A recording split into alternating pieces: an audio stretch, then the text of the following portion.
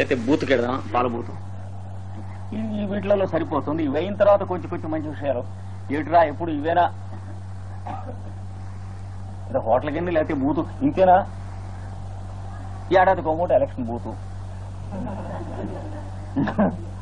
ఇంకేమైనా మంచి విషయాలు ఉన్నాయా అని అడిగి, ఒరే పోనీ మనం ఓ పని చేద్దాం, మన చేతిలో ఉన్నది ఏమిటంటే, నువ్వు వచ్చి షిర్డీ సాయిబాబా సచరిత్ర చదువు, మేము వింటాం.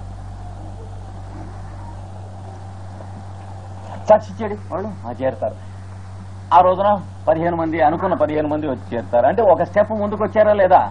వాడు అనుకున్న దానికి, అన్నదానికి, చేసిన దానికి. అంటే వాక్యూమ్ వాల్యూమ్ తగ్గింది. నెక్స్ట్ ఏమైంది? 15 మంది అటెండ్ అయ్యారు. రేపు 14 మంది, ఎల్లుండి 13 మంది, చివరికి 3 మిగులుతారా కదా? ఇండియన్స్ కదా ఆఫ్టర్ ఆల్, అంతకంటే మిగలం. తెల్లవాళ్ళు కనుకైతే వాడి సంగతో వీడి సంగతో అంత తేల్చేసి వాడైనా చస్తాడు, వీడైనా చంపుతాడు, తేడా వస్తే. కనుక 3 మిగిలిన ఆ 3 ఇందులోకి వస్తారు. ఇంకా అక్కడ ఉన్న వాళ్ళ దగ్గర వీళ్ళు ఆకర్షింపబడతారు. వచ్చేటప్పటికి ఏమవుతుంది? వీళ్ళు 3 సాయి సచరిత్ర పూర్తి చేస్తారు. ఒరే పూర్తి చేశాం కనుక అందరం కలిసి మా ఇంట్లో భోంచేద్దామా అంటాడు వాడు. తప్పకుండా వీడు కూరలు తెస్తాడు, వాడు బియ్యం తెస్తాడు, వాడు అందరు చేరుతారు, వండుతారు. అబ్బా ఎట్లా చేసాం రావి అని అదొకటి జన్మలో ఎరగరు వాళ్ళు. ఏమైంది? వాక్యూమ్ తగ్గుతూ ఉంది, వాల్యూమ్. ఇలా కొంచెం అయిన తర్వాత షిర్డీ వద్దు పాడవద్దు కానీ ఇక్కడ వేణుగోపాల స్వామి ఆలయంలో ఒక మాట పోయిద్దాం, 10 మంది కలిసి వెళ్ళాం. ఏదో మళ్ళీ ఇవాళ ఏం వారం? శనివారం. వచ్చే శనివారం కూడా ఆడ. ఇట్లా కొన్నాళ్ళు అయిన తర్వాత కొంచెం కొద్ది టైం చూసి అక్కడ ఫోర్త్ క్వార్టర్స్ లో టెంపుల్స్ ఉన్నాయి, వెళ్ళొద్దాం. వెళ్ళొస్తాడు. వెళ్ళొద్దాం అంటే వెళ్ళి రావటం అనేది వాడికి తెలుస్తుంది. అంతకుముందు అఫీషియల్ బిజినెస్ లో కొంప మునిగిపోతుంది అన్నా కూడా వెళ్ళొస్తామని అనుకుంటే వెళ్ళొస్తామని నమ్మకం లేదు గాడిద కొడుకు. ఎందుకంటే హీ సో వీక్. ఉద్యోగం కొత్తగా ఎగిరిపోతుందంటే బలవంతా నడతట కానీ లేకపోతే రేపు పెడదాం లేంటాడు. అంటే సోల్లెస్ ఫెలోస్, యువకులైనటువంటి వాళ్ళు, ఆత్మవిహీనులు అయినటువంటి వాళ్ళు. అలాంటి వాళ్ళు ఏం జరుగుతుందంటే మెల్లిగా క్రియాఫల ఆశ్రయత్వం. క్రియ అంటే పని. చేసిన పనికి రిజల్ట్స్ ఎక్కడ ఉంటాయండి? మనకు తెలియదు ఈ రోజు వరకు. వాడి దగ్గరే ఉంటాయన్నాడు. జాగ్రత్తగా అర్థం చేసుకోండి. వాడు చేసిన పనికి రిజల్ట్స్ వాడి దగ్గర నుంచి వస్తాయన్నాడు. వాడు అనుకున్నది చేశాడంటే రిజల్ట్స్ ఎక్కడి నుంచి వస్తాయి? మరి సెంట్రల్ పాయింట్ జాగ్రత్తగా అర్థం చేసుకోవాలి. అంటే ఏ గ్రో అవుతామో, ఏ డైమెన్షన్ గ్రో అవుతుందో, ఎక్కడికి గ్రో అవుతామో జాగ్రత్తగా అభ్యాసం చేసుకోవాల్సినటువంటి. అంటే మనలో ఉన్నటువంటి the more brilliant I am grow అవుతారు. వాడు ఇండిపెండెంట్ ఫెలో, ఎవరిని చూసి భయపడేవాడు కాదు, ఎవరితోనూ ఆబ్లిగేషన్స్ ఉన్నవాడు కాదు. తన మేలేదో, తనకు కావాల్సిందేదో, తనకు అక్కర్లేనిదేదో చక్కగా తెలిసేటువంటిది. కనుక క్రియాఫలాశ్రయత్వం. క్రియాఫలములకు వాడు ఆశ్రయత్వమును పొందుతాడు. అంటే స్వామి అవుతాడు, యజమాని అవుతాడు. He's the master of the results of whatever he does. అదే అర్థం దానికి. పొరపడ్డదా? ఎందుకంటే చాలా కొంచెం సుకుమారమైనటువంటిది, డీప్ గా ఉన్నటువంటి విషయం. కానీ దాని ట్రూత్ మనకి బోధపడ్డదాకా అభ్యాసం మళ్ళీ మళ్ళీ చదువుకోవాలి. ఇలాంటి సూత్రాలు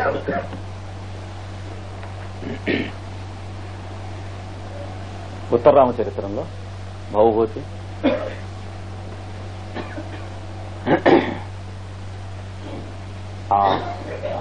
రాముడు సీత కూర్చుని ఉంటారు. అందరూ ఋష్యశృంగుని ఆశ్రమానికి వెళ్లిపోతారు యజ్ఞం చేయడానికి. సీత 9 నెలల గర్భిణి కనుక యజ్ఞానికి వెళ్లకూడదు కనుక ఇక్కడ అట్టి పెట్టేస్తే దిగులు పడుతూ ఉంటే, రాముడు కొత్తగా రాజ్యానికి వచ్చాడు. పాపం రాజ్య పరిపాలన పిల్లకాయ అని చెప్పి నేను చెప్పానని చెప్పి కబురు చేస్తాడు వశిష్ఠుడు అష్టావక్రుడు అనే ఋషి చేత కొన్ని. ఆ కబురు చేసిన వాడు వచ్చి, నాయనా మీ ఇద్దరు ఏమో అనుకోకండి, ఇంతమంది వదిలిపెట్టి యజ్ఞానికి వెళ్లిపోయారని. ఈ నిండు చూలాలైనటువంటి దాన్ని యజ్ఞానికి తీసుకెళ్లకూడదని వదిలిపెట్టాం. ఆవిడ ఒక్కటిని వదిలిపెట్టకూడదని నిన్ను కూడా వదిలిపెట్టాం రాముడిని. అందుచేత కొద్ది రోజుల్లోనే యజ్ఞం 12 ఏళ్లు కనుక అక్కడ జరిగేది. ఏం పర్వాలేదు, ప్రసవించంగానే త్వాం పుత్ర పూర్ణోత్సంగాం ద్రక్ష్యామ ఇది అంటే కుర్రవాడిని ఒళ్ళో వేసుకుని ఉండగా మేము చూస్తాం అని ఋష్యశృంగుల వారు చెప్పమన్నారు మీ అన్నగారు అని చెబుతారు అని ఆశీర్వచనం చెబితే అప్పుడు రాముడు అంటాడు సీతతో, లౌకికానాం హి సాధూనాం అర్థం వాగనువర్తతే. లోకంలో ఉన్నటువంటి మంచివాళ్లు, సజ్జనులు, అబద్ధం ఆడనటువంటి వాళ్ళు, వాళ్ళకి ఎట జరుగుతుందో దాని వెంట వాళ్ళ మాట పెడుతుంది కానీ మిస్రిప్రజెంటేషన్ ఉండదు అన్నాడు. ఏం జరిగిందో అది మాట్లాడతారు, ఏం అనుకుంటున్నారో అది మాట్లాడతారు, ఏం చేయదలుచుకున్నారో అది మాట్లాడతారు.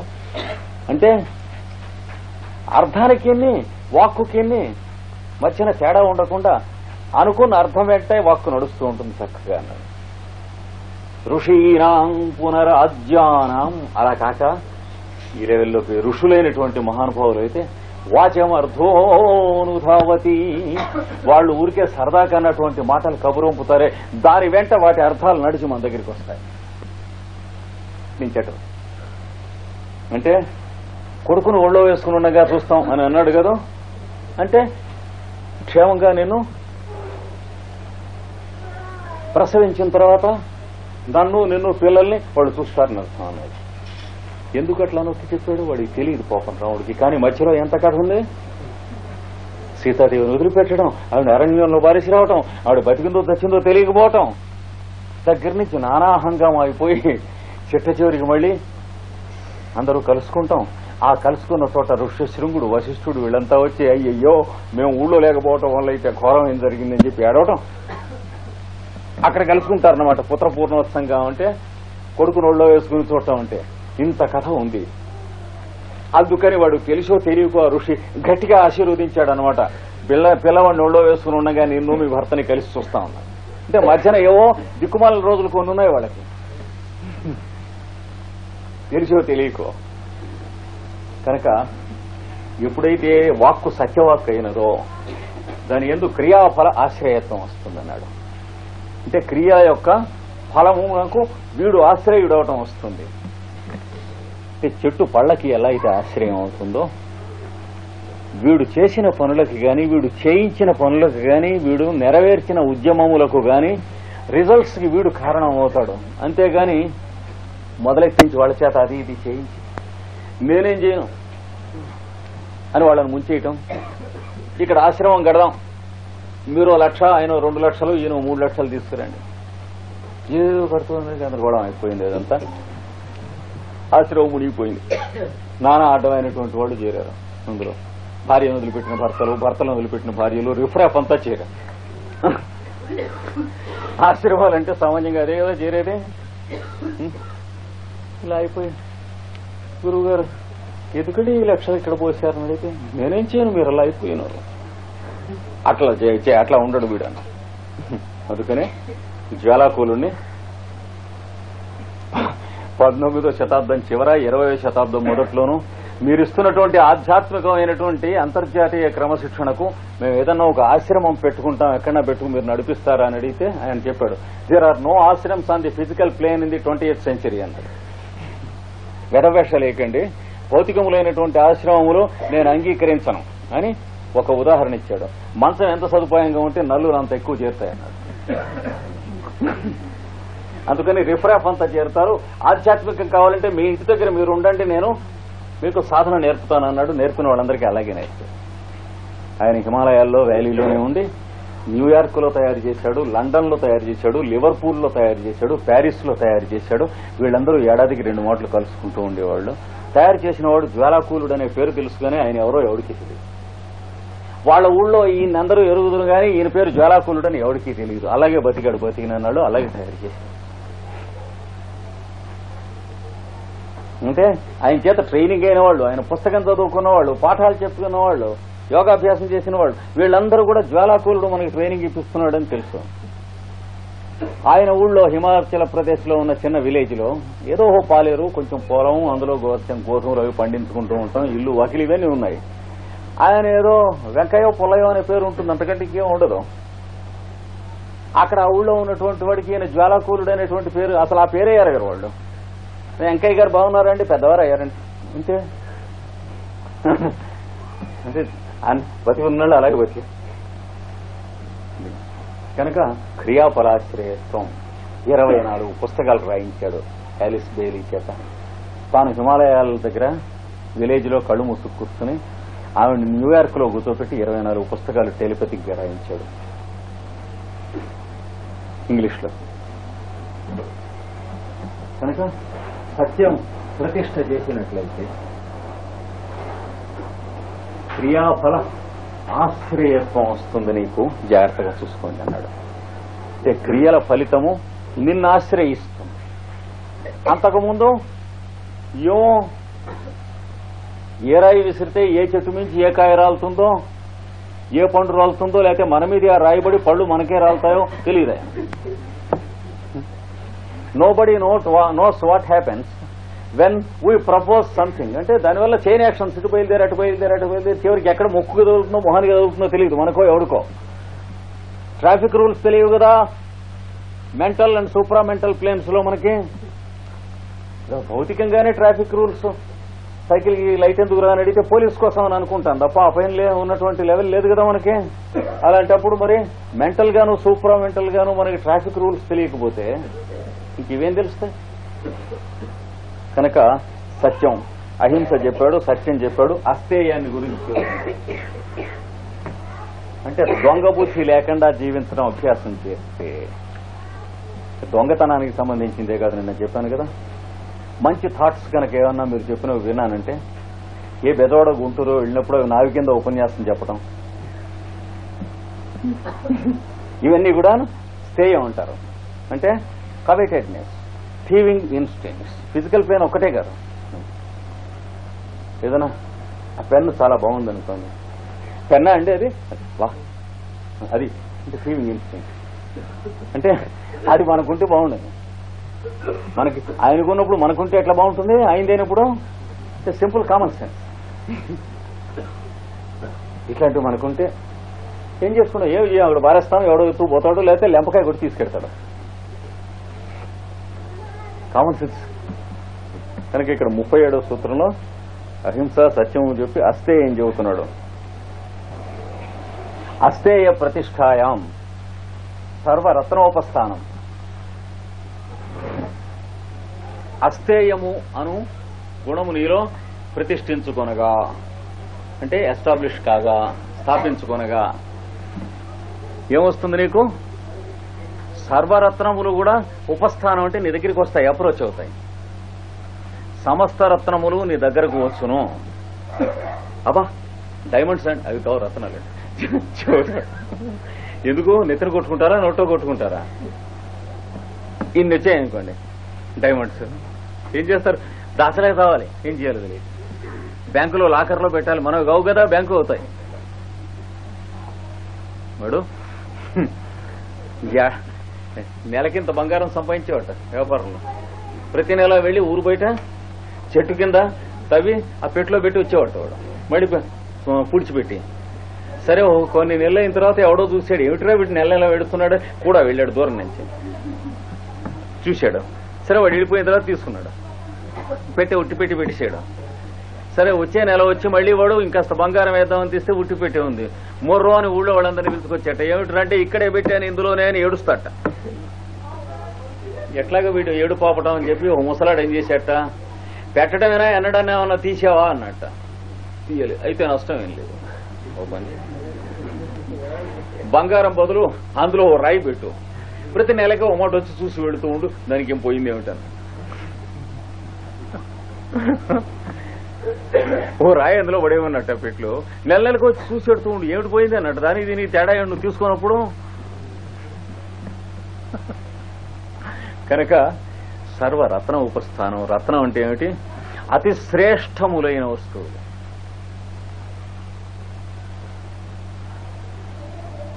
ఊళ్ళో ఏ వస్తువులున్నా అన్నిటికంటే శ్రేష్టమైనవి మీ దగ్గర ఉంటాయండి. ఎప్పుడు అవి నువ్వు వాడుకోకుండా ఉంటాం మొదలెట్టినప్పటి నుంచి నిజంగా మెంటల్ గా కూడా అయిపోయింది. అలా కొన్నాళ్ళు ఉండి చూద్దాం అంటే రావు. అక్కడికి మనం వాడుకోకూడదనే అనుకుంటున్నాం, ఏమీ రాదు, గొడ్డుబోతుగా ఉంటుంది.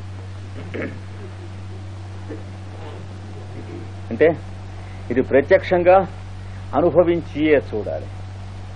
ప్రతివాడు కొంచెం ఎక్స్పెరిమెంట్ చేస్తే చిన్న వెంట్రుక ముక్కంత ఫలితం ప్రతివాడికి వెంటనే తక్షణం కనిపిస్తుంది. నాకు ఒక చిన్న వెంట్రుక ముక్కంత ఫలితం మొన్న యూరోప్ లో కనిపించింది. నేను చెబుతాను. ఏదో బెల్జియంలో తిరుగుతూ ఉండగా ఒక దంపతులు పగలు రాత్రి కూడా 24 గంటలు సిగరెట్లు కలుస్తారు. నేను కలుస్తాను. ప్రతి సంవత్సరం నాతోనే కూడా ఉంటారు. నేను ఆ దేశాల్లో ఉన్నన్నాళ్ళు కూడా చాలా క్లోజ్ గా ఉంటారు. బౌద్ధ దీక్ష తీసుకున్న వాళ్ళు, స్విస్ వాళ్ళు, ప్రభు వందన అని భార్యాభర్తలు. వాళ్ళు ఆవిడ దగ్గుతూ సన్నబడ్డది మనిషి. అప్పుడు బాగులేదు, ఆరోగ్యం మానేయరాదా అన్నాను. 2-3 మాటలు ప్రయత్నం చేశాం. మాతో పాటు మీరు కూడా మానేస్తే మేము మానేస్తాం. అయితే వీళ్ళ రాత్రి 12ంటికి పెట్టి చేయండి అన్నాను. కారులో వెడుతున్నాం, వస్తూ వాళ్ళ ఇంట్లోనే ఉంటూ ఉంది ఆ 2-3 రోజులను. వెళ్ళాము రాత్రికి. సరదాకి 11:30కే 3 సిగరెట్లు తీసుకున్నాం, కాల్చేసాం, వెళ్ళేసాం. అయిపోయింది. నేను కాల్చను కదా అనేటువంటి ధైర్యంతో వాళ్ళు మళ్లీ ముట్టలేదు. మొన్న కూడా ఉత్తరం రాస్తూ అక్కడ మేము తీసుకున్న ఫోటోలు పంపించి అందులో రాశాడు, మనం ఇంకా స్మోకర్స్ గా ఉన్నప్పటి ఫోటోస్ పంపుతున్నానని రాశాడు. అయితే అయిపోయింది. అది దానికి ఇంకా ప్రసక్తి లేదు. మళ్ళీ నేను నా హెడ్ క్వార్టర్స్కి వచ్చాను లియేజ్ లో. అంటే నా సామాన్లు అవన్నీ ఉన్ని ఎక్కడ ఉంటాయో అసలు అక్కడికి వచ్చేటప్పటికండి యూరోప్ లో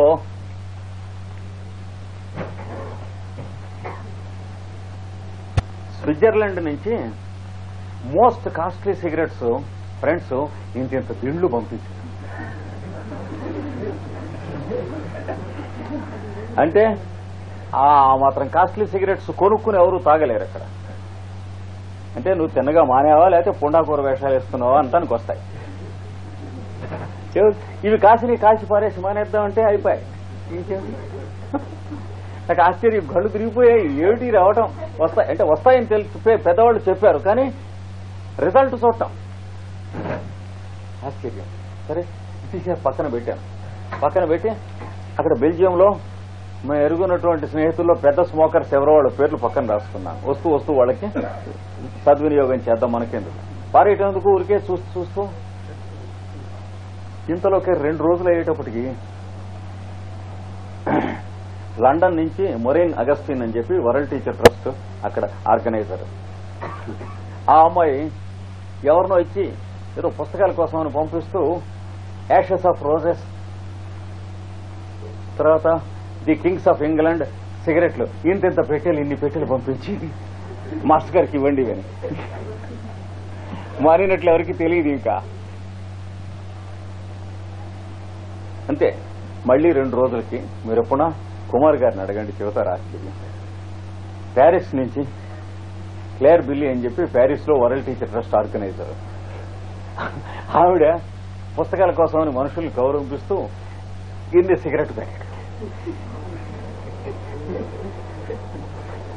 అంటే గదిలో 1/3 నిండిపోయింది. పర్వతం, సిగరెట్ల పర్వతం పూర్వం. బెల్జియం నుంచి బయలుదేరే ముందు రోజున టెలిఫోన్ చేశాను 2-3 ఫ్రెండ్స్ కి, మిమ్మల్ని చూడాలి ఒక మాట. వస్తే ఆ 3కి ఇచ్చి, అమ్మా మాకా మీరు అంటే నేను మొన్న మానేశాను కదా అంటే, అబ్బా ఎట్లాగండి మానేశాక వచ్చాయేమి అంటారు. మానేశాకే వస్తాయి, లేకపోతే 4 బీక్కున్నా సచ్చినా కొనుక్కోవాలి కానీ ఒక్కటి రాదు. అది అయిపోయిందా. అక్కడి నుంచి ఏదో ఫ్రాన్స్ వచ్చాను, ప్యారిస్ వచ్చాను, అక్కడేదో అయిపోయింది. అక్కడి నుంచి ఫిలియాను, అక్కడి నుంచి మ్యూనిక్ వచ్చేటప్పటికి నాకు కాఫీ అంటే 30 ఏళ్ల నుంచి ఎంత ఇష్టం ఆ వాడికి తెలుసు. అక్కడ పాల్ అనేటువంటి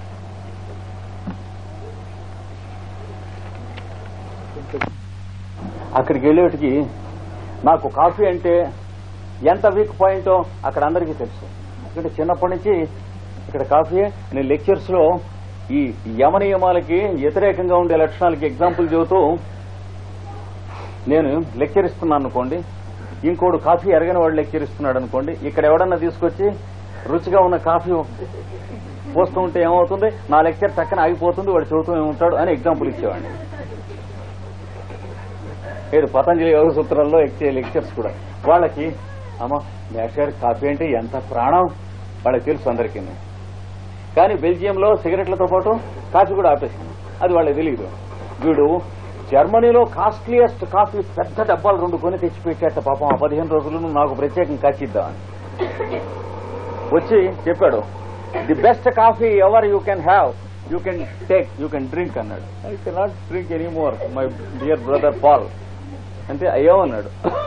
బెల్జియంలో మానేసి బా ఎందుకల్లా అలాంటి పని చేశారు, ఇక్కడి నుంచి వెళ్ళిపోతూ మానేయకూడదా మీరు? నేను ఎంత సరదా పడి నీ కోసం కొన్నాను, అది లాస్ట్ ఇయర్ మీరు కాఫీ ఎంత సరదాగా తాగారో నేను చూశాను. అందుకని కాస్ట్లీయెస్ట్ కాఫీ పౌడర్ డబ్బాలు నేను కొనుక్కొచ్చాను అని ఆ టిన్ను ఓపెన్ చేసి చూపించాడండి. ఇల్లు గుమగుమ అంతా కూడా నా చుట్టూ. వాడంటాడు, నేను మానేయొద్దంటం లేదు, ఇక్కడ 15 రోజులు కదా మీరు ఉండేది, ఈ 15 రోజులు నేను కొని తెచ్చినందుకైనా మీరు తాగి ఇక్కడి నుంచి మానేయండి అంట. అది వాడంటాం కాదు, మన టెస్ట్ సర్వరత్న ఉపస్థానం, సర్వరత్న ఉపస్థానం అంటే the most valuable things in the world will be at your hand. అంటే మనీ కూడా అంతే, మీకు అక్కర్లేతే ఎంత మనీ అయినా మీ చేతుల నుంచే పెడుతుంది. కావాల్సి వస్తే టక్ ఎవరినో అడుక్కోవాలి. అంటే ఏదో బ్యాంకులో ఉంది కూడా ఆదివారం నాడు భారీగా నొప్పులు వస్తాయి, వీడు ఎవరినో అడుక్కోవాలి తీసి అని. అంటే బ్యాంకులో డ్రా చేయడానికి వీలుండదు. శనివారం రాత్రి నొప్పులు మొదలు పెడతాయి, వీడు డ్రా చేయలే మర్చిపోయాడు. ఆదివారం బ్యాంకులో రాదు కదా, అందుకని పక్క ఫ్రెండ్ దగ్గరికి వెళ్ళి ఒరే 200 రూపీస్ అని దేహి అని అడుక్కోవాలి బ్యాంకులో ఉన్నా కూడా. ఇది తేడా. కనుక అస్తేయ ప్రతిష్టాయాం, ఇది అక్షరాల సత్యం. ఎవరైనా ప్రాక్టీస్ చేసి చూడండి, ఇంత చిన్న దాంట్లో ఇంత రిజల్ట్స్ ఎన్నో మాటలు నేను చూశాను. ఇంకొంచెం ప్రాక్టీస్ చేస్తే ఎన్ని రిజల్ట్స్ ఉంటాయో మీరు ఒక మాట చూడండి. దీన్నే అసలైనటువంటి వైరాగ్యం కింద ఆయన చెప్పాడు. అస్తేయ ప్రతిష్టాయాం, అస్తేయము మీ యందు ప్రతిష్ట చెందగా, స్థిరత్వము చెందగా, సర్వరత్న ఉపస్థానం, సమస్తమైనటువంటి రత్నములు. రత్నములు అంటే ఏమిటి మాటకు అర్థం? సామాన్య జీవులైనటువంటి సంసారబద్ధులు, కామన్ మ్యాన్ దేని యందు రతము అంటే ఏమిటి? అట్రాక్టెడ్, గ్లామర్డ్. అది ఏ వస్తువులు ఏందైతే గ్లామర్ తట్టుకోలేడో అంత విలువైనటువంటివో అవన్నీ నీ చేతి కింద ఉంటాయన్నాడు. నీకు గ్లామర్ ఉంటే ఉండవు, ఓటే టెస్ట్ అన్నాడు. నీ దగ్గర ఉన్న గ్లామర్ ఉండకపోతే నీ దగ్గర ఉంటాయన్నాడు. ఇది చాలా ఆశ్చర్యమైనటువంటి సూత్రం. క్రియాఫలాశ్రయత్వం, అస్తేయ ప్రతిష్టాయాం, సర్వరత్న ఉపస్థానం. ఇవి హయ్యెస్ట్ ట్రూత్స్. ఊరికే ప్లాటిట్యూడ్స్ కాదు, మోరల్ సేయింగ్స్ కాదు, టీచింగ్స్ కాదు. కనుక అహింస, సత్యము, అస్తేయము, బ్రహ్మచర్యం కాదు. ఇంకోటి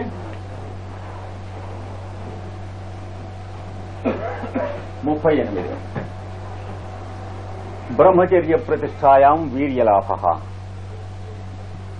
బ్రహ్మచర్యము ప్రతిష్ట జరుగగా, నీ యందు బ్రహ్మచర్యం గనక ప్రతిష్ట జరిగితే, బ్రహ్మచర్యం అంటే అన్మ్యారీడ్ లైఫ్ కాదు, సోకాల్డ్ సెలిబ్రేట్ కాదు. ఏం చెప్పాం? అండర్స్టాండ్ ఏ ఉమన్, లెట్ ఏ ఉమన్ అండర్స్టాండ్ ఏ man, let them get married. ఇంకొక ఆవిడ యందు గాని ఇంకొక ఆయన యందు గాని దృష్టి లేకుండా ఉండటం లైఫ్ లో, యాటిట్యూడ్ లో. పెళ్లి అయ్యే వరకు మామూలు అర్థమే బ్రహ్మచర్యం అంటే సెలిబ్రేట్ అంటే. పెళ్లి అయిన తర్వాత కూడా బ్రహ్మచారి. కృష్ణుడు బ్రహ్మచారి అని చెప్పబడ్డది పురాణాల్లో. బ్రహ్మచర్య ప్రతిష్టాయాం, బ్రహ్మచర్యం మీ యందు ప్రతిష్ట చెందినప్పుడు అంటే స్త్రీలు చాలా అందమైనటువంటి వాళ్ళు, సంపదలు కలిగినటువంటి వాళ్ళు నీకు అవైలబుల్గా ఉంటూ ఉండగా, నీ నెత్తినెక్కి తొక్కుతూ ఉండగా పెడుతూ ఉంటే నీకు సంబంధించినటువంటిది కాదు, నీ పని నువ్వు చేసుకుంటూ వెళ్ళిపో, వాళ్ళకి ఏం కావాలో వచ్చేసి అది చూసుకుని అట్లాంటి యాటిట్యూడ్ నీకు గనక వస్తే అని అర్థం పతంజలి ఉద్దేశం. కనుక బ్రహ్మచర్య ప్రతిష్టాయాం అంటే a passive attitude towards sex. Abstinence of sex కాదు, సప్రెషన్ ఆఫ్ సెక్స్ కాదు. కనుక బ్రహ్మచర్యము ప్రతిష్ఠింపనగా నీలో వీర్యలాభ, వీర్యము లాభము చెందును అనగా ఇంకొకడు 2 గంటలు కూర్చుని ఒక పని చేస్తే నువ్వు 12 గంటలు కూర్చుని ఆ పని చేస్తావు. అది వీర్యం అంటే అర్థం. Grit, tenacity of purpose. ఇంకొకడు 2 రాత్రుళ్ళు నిద్రపోకుండా జబ్బుగా ఉన్నవాడికి సర్వీస్ చేస్తే నువ్వు 10 రాత్రుళ్ళు చేస్తావు, ఎఫెక్ట్ అవ్వవు. ఇంకొకడు రాత్రింపగళ్ళు కూర్చుని 2-3 రోజుల్లో 4 రోజుల్లో చిన్న పుస్తకం రాసేసి నువ్వు రాత్రింపగళ్ళు కూర్చుని 1 నెల రోజుల్లో పెద్ద పుస్తకం రాస్తావు. అది వీర్యలాభం అనేటువంటి మాటకు అర్థం. ఇంకొకడు ఎవళ్ళన్నా అటాక్ ఇస్తే చేతిలో కర్ర ఉంటే తట్టుకోగలిగితే నువ్వు చేతిలో కర్ర ఉంటే 3 అటాక్ ఇస్తే తట్టుకుని సమాధానం చెబుతావు. అది వీర్యం అంటే. కనుక వీర్యలాభ, బ్రహ్మచర్యం వల్ల నీకు వీర్యలాభం వస్తుంది నాయన. అంటే ఏంటి? మ్యాన్లీనెస్, వ్యాలర్, పాజిటివ్ యాటిట్యూడ్ వస్తాయి. అంటే ఈ ట్రాన్స్లేషన్స్ దగ్గర మనం కొంచెం జాగ్రత్తగా చెప్పుకోవాలి, ట్రెడిషన్ తెలుసుకుని చెప్పుకోవాలి. కానీ లిటరల్ ట్రాన్స్లేషన్స్ కాదు మనం చేసుకోవాల్సింది ఇక్కడ. లేకపోతే డెడ్ లెటర్కి ఏముండదు అర్థం.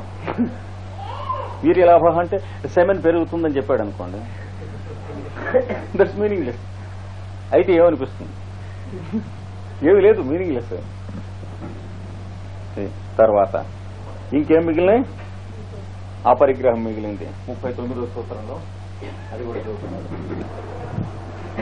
అపరిగ్రహ స్థైర్యే జన్మ కథంతా సంబోధ. అంటే అపరిగ్రహము స్థిరత్వము చెందగా. అపరిగ్రహం అంటే ఏమిటి? 5 రూపాయలు పనిచేసి 3 రూపాయలు పుచ్చుకొని సొసైటీని మిగతా 2 రూపాయలు వదిలేయటం. అంటే ఎంత గ్రిట్ కావాలి మనిషికి. అప్పుడు తెలుస్తుంది బతకటం ఈజీ అని. 5 రూపాయలకి 6 రూపాయలు వసూలు చేసేటువంటి వాడికి బతకటం ఎట్లా రేపెట్లా ఇలాగ చచ్చిపోతూ బతుకుతూ చస్తున్నానంటాడు. ఎలా ఉన్నాడు? చస్తున్నానంటాడు బతుకుతూ. అపరిగ్రహ స్థైర్యే, అపరిగ్రహం స్థిరత్వము కాగా. Let anybody be helped by you. Return, remuneration నీకు వచ్చేది నీకు వస్తూనే ఉంది, చూసుకో జాగ్రత్తగా. It is the law of nature. అది తెలుసు, అది తెలియాలి. అంటే అక్కడ ఒక సీక్రెట్, ఒక క్లిక్ ఉంది. ఆ క్లిక్ వదులుతుంది మీకు.